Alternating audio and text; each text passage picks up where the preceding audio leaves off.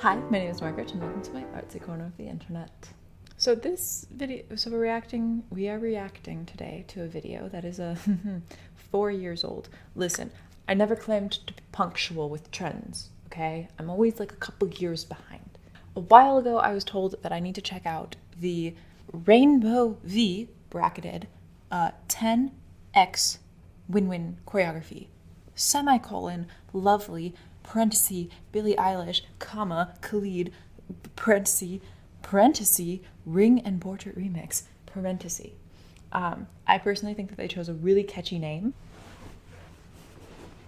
Situate into my watching position. Okay. I'm ready.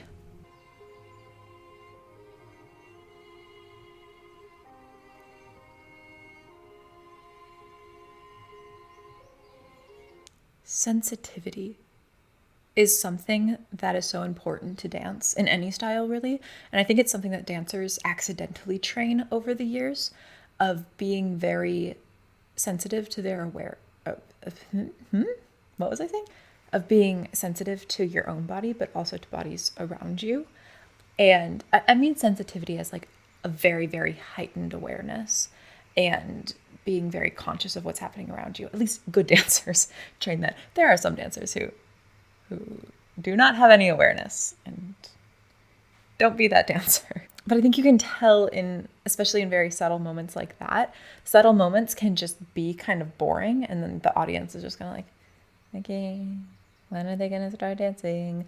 Or sensitive moments can be very powerful, but that's less about the actual physical movement of your body and more about the experience that the dancer is having and the emotional significance and weight that they're giving to a sensitive moment. And that with the simplicity of all of the camera slowly zooming in and the very light feeling of the piano, it sets the tone for the entire piece immediately. Yeah, I'm a sucker for the whole mirror image thing. When I was in college, we did an improv class and we had an entire semester basically of just mirroring with partners and following, and then who's leading, and can you switch the leaders without knowing? And there's this entire progression that you can do with mirroring where one person leads, the other person follows, and then you switch roles, and then you try to do it where you switch leaders without talking about it or without deciding when it happens. And then eventually, once you work with usually the same partner or you kind of get into the flow of partnering, there becomes a moment when neither of you are leading and neither of you guys are following, but you're just moving together. It doesn't happen all the time, but when you finally get to that point when like literally nobody's leading, you're like, whoa, this is cool.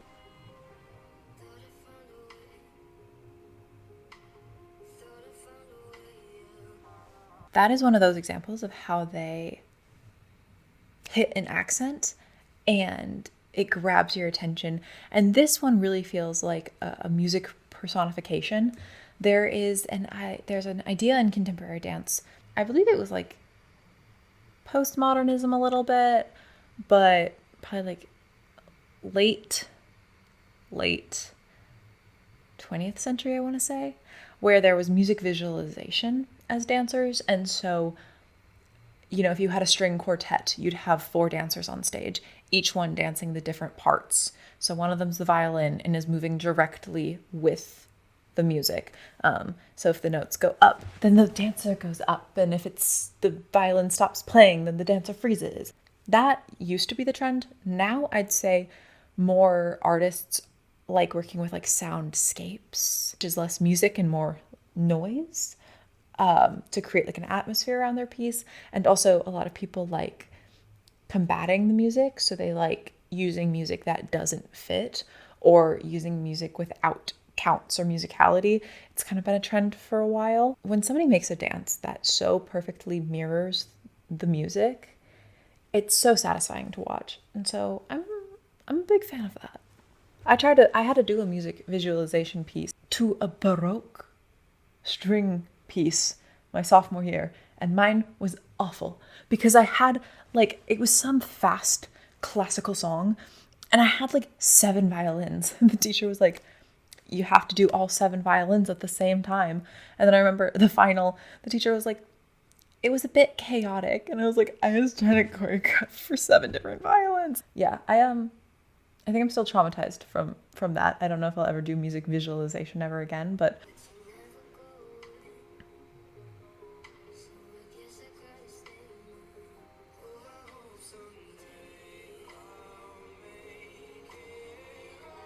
there's this really nice sense of pull and push and like not tension, resistance. It's not tension because tension feels like gripping, you can't move, but this feeling like the air is thicker than what it is, like you're dancing in butter and you have to fully push through the air to move. And that adds a really nice dynamic moment when they're tension, not tension. I just said it wasn't tension. When they're resisting and then they have a moment of quick release. It also builds up a relationship between the two of them that feels like this push and pull. But again, they're not straying into the realm of tension. So it doesn't feel as aggressive as it could. It just feels like there's this game of tug of war. Game of tug of war. Yeah, game of tug of war. Game of tug of war. Anyway, I also thought it was a really interesting choice that when they're in like fake mirror land and they have the mirror in between them, the mirror, they like reach through. So we're like, oh, it's not a mirror. And then they are both doing the same choreography, just facing each other. So there's not mirroring happening. They're just facing each other. And one, I liked it because it surprised me. I was like, oh, there's a fake mirror. They're going to do mirroring. I love mirroring, but I thought it was predictable, but then it wasn't. And I think that that also creates a new dynamic between the two characters because we're set up to think that they are a reflection of each other, and then they're not. They're something that's slightly different, which I think adds just this little bit of nuance, which makes the emotional journey all the more like confusing, but also more nuanced and interesting to explore as a viewer.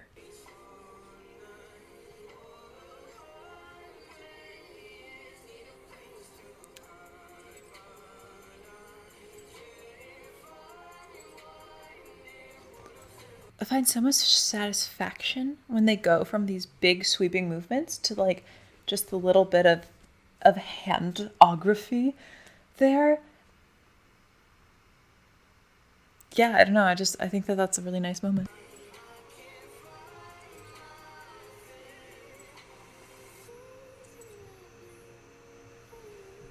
That moment was really nice. Kind of talking about like the musical visualization. We have the really soft hand following the melody, and then we get that harsh video cut to see the visualization of the little noises in the music. So playing around with following the melody versus following the backtrack. And it reminds me, there's somebody on the internet, I don't know who it is, but they do like little short videos where they choreograph a dance based on the melody and like the lyrics of the song, and then they choreograph a dance to the instruments and the backing of the song, and then they put them next to each other. And it's always really fun because you have so many different options on what to highlight in the music when you dance. You get to direct the viewer's eyes as a dancer, but you also get to direct their ears so that they can hear new parts of the music that they haven't heard before. And sometimes you'll go into a dance class and they'll be like, okay, now if you hear, there's like a very faint, like little bell in the back. If you just, we'll just listen to the music like really close, like you'll hear it. It's like way back there in the music. And then as a dancer, you get to hit that note and show the audience who's watching you dance a new part of the music that they might have glanced over because they were listening to the melody. I really like that little turn. It's like a pseudo attitude turn. Both of them are clearly technical dancers. They have some sort of training because they can do a lot of things.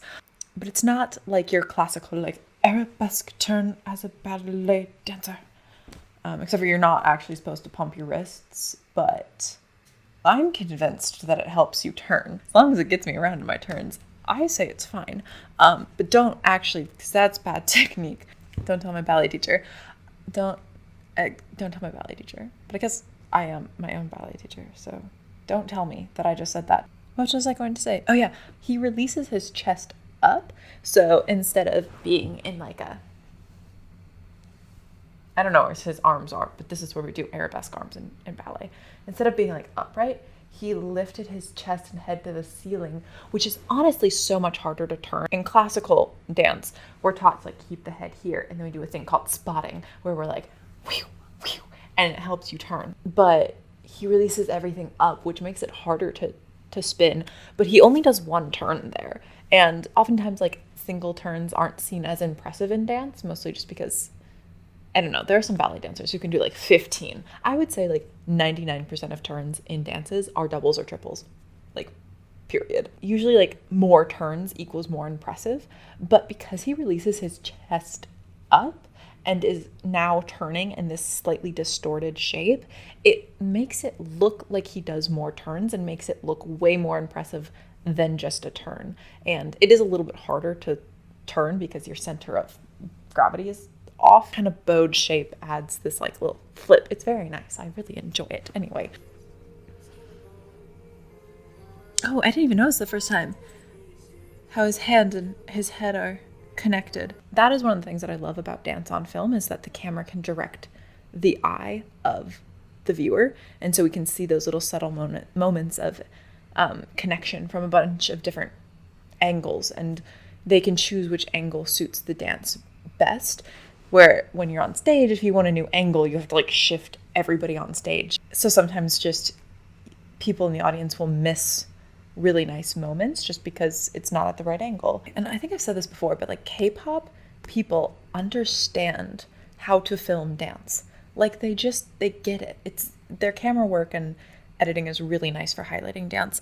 Sometimes I get annoyed because I'm like, stop showing me close-ups. I want to see the whole dance. Or like when there's so many cuts in a video, I'm like, I want to watch the dance. But that's also a me problem because I'm a dancer, so I want to see the dance. This is actually a very impressive moment, going from having a bunch of weight shifting onto their left leg and then standing and lingering on one leg, because you have a lot of force and momentum kind of pushing you. It would be very easy to like do like a little shuffle with your foot because you're falling over. But what we can infer from that moment is that they have very strong cores.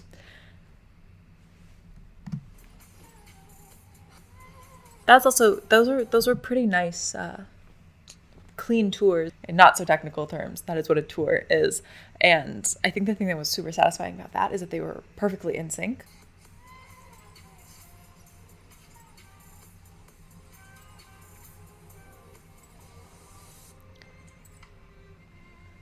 Yeah, I think honestly the when I actually look at this choreography, it's a lot more percussive than I even first noticed. They're using big swooping movements, but almost everything is being like hit on an exact count. And that doesn't always happen when you're doing swoopy movements. Sometimes it kind of all goops together.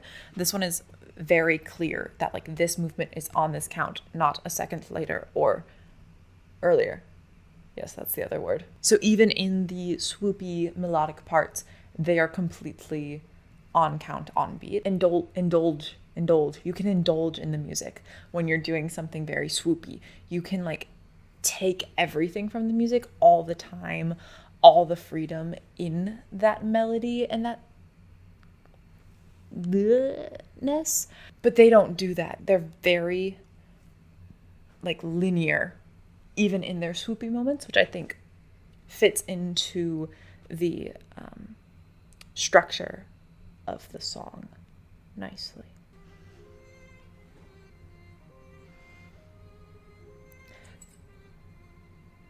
I also think that I was talking about the sensitivity in the simple movements. So the song starts very gentle and sensitive and ends in the same way. So to have the dance also end in this very like sensitive, connected way is also, it's very nice. Thank you guys so much for watching. I had a great time. I hope you did too. And maybe I'll see you guys again when we talk about dance another time. Bye.